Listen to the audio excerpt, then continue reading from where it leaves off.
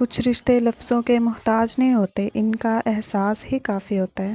آج بات ہوگی اس رشتے کی جو محبت کا دوسرا نام ہے۔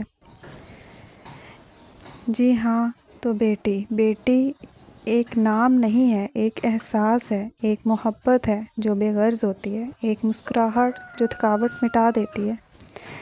تو آج ہم اپنے ولاگ میں بیٹی کے حوالے سے بات کریں گے کہ بیٹی کیا ہے۔ السلام علیکم میری پیارے پیارے بہنیں اور جو بھی مجھے دیکھ رہی ہیں، میری طرف سے ان سب کو السلام علیکم۔ کیسے ہیں آپ لوگ؟ امید ہے سب لوگ ٹھیک ہوں گے، خیر خیریت سے ہوں گے، خوش اور آباد ہوں گے۔ میں بھی بالکل ٹھیک ہوں، خوش ہوں۔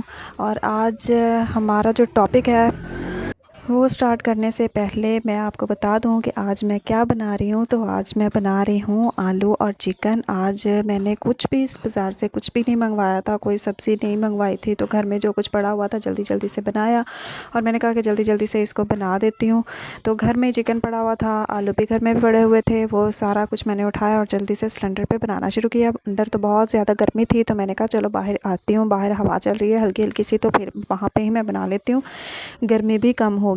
تو پھر میں نے سارا کچھ باہر لے آئی اور میں نے بنانا شروع کر دیا۔ تو چلیں جی، میں نے آپ کو یہ سارا کچھ کلیئر کر دیا ہے کہ آج میں کیا بنانے جا رہی ہوں۔ تو ہم اب آتے ہیں اپنے جو ٹاپک ہے اس کی طرف۔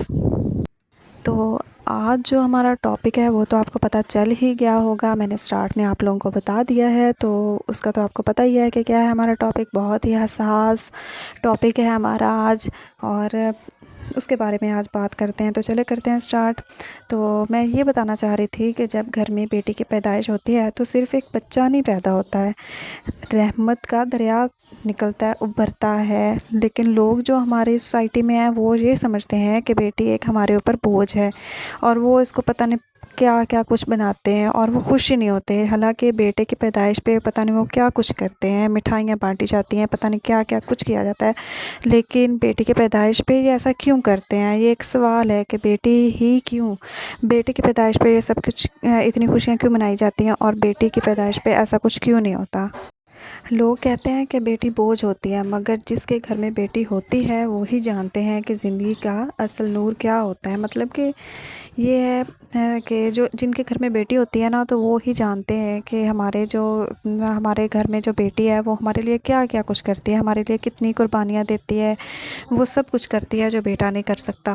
لیکن وہ بیٹوں کا بھی کردار ادا کر سکتی ہے بیٹی، اور بیٹیوں کا بھی کردار ادا کر سکتی ہے۔ اس میں اتنی طاقت ہوتی ہے کہ وہ ہر کام کر سکتی ہے، اپنے والدین کے لیے فخر بن سکتی ہے۔ لیکن ہمارے سوسائٹی میں بہت سے ایسے لوگ ہیں جو ابھی بھی اپنی بیٹیوں کو بوجھ سمجھتے ہیں۔